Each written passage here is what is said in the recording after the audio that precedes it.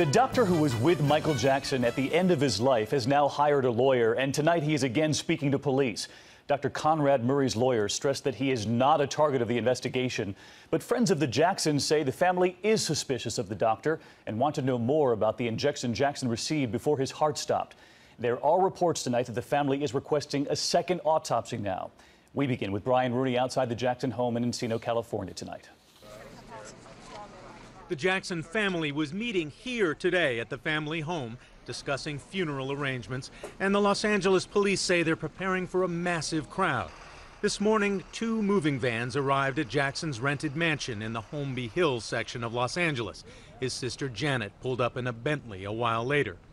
But the focus of attention now is this man, Dr. Conrad Murray, a cardiologist who investigators say gave the singer a shot of the painkiller Demerol shortly before his heart stopped. The police were scheduled to talk to Murray in Los Angeles today, but his Houston lawyers say he's not considered a criminal suspect.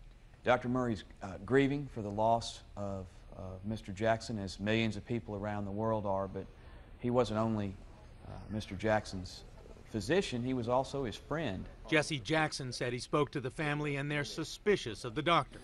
When did the doctor come? What did he do? Did he inject him? If so, with what?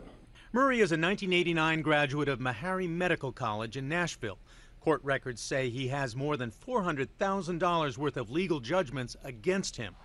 The promoter of Jackson's 50-concert London comeback said the singer had insisted that the company hire Dr. Murray to be his personal physician. Randy Phillips talked about Jackson's health during a press conference when the opening concert was delayed.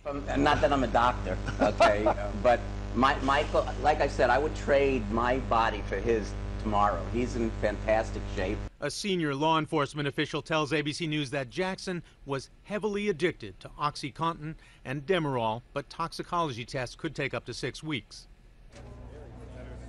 Now, all day long, well-wishers have gathered outside the Jackson family home in Encino, California, leaving flowers and messages. We're told the family does want a second autopsy performed, but so far all we know for sure, David, is that the body has been released to an undisclosed mortuary. All right, Brian Rooney starting us off tonight. Brian, many thanks. And we're joined now by our medical editor, Dr. Timothy Johnson. And Tim, as you heard Brian just report there, this notion of a second autopsy being requested by the family, there's speculation the family thinks it can get the results more quickly this way, but is that truly the case? Probably not. Actually, an autopsy occurs in 2 phases. The first part is the visual examination of the body, and then when the body is open, the removal of organs, tissues, fluids for further testing. And that second phase is indeed the testing that takes place over many weeks. It's possible it could be speeded up somewhat, but not by much. So I think they're probably concerned basically to get a second opinion more than anything. And Tim, as we went on the air tonight, we learned that the doctor was in fact in that ambulance on the way to the hospital that day. He's been questioned now a second time. What does that tell you about the timeline they're trying to put together?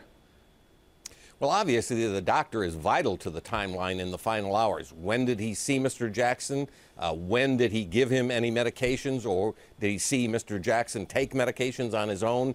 What kind of symptoms occurred prior to his collapse or when he stopped breathing? What was the timeline between the time he stopped breathing and any medical attention arrived? How long was he doing CPR? All of those questions are extremely vital, both for medical information and I'm sure for the investigation. And with just a few moments left, Tim, how common is it, a second autopsy?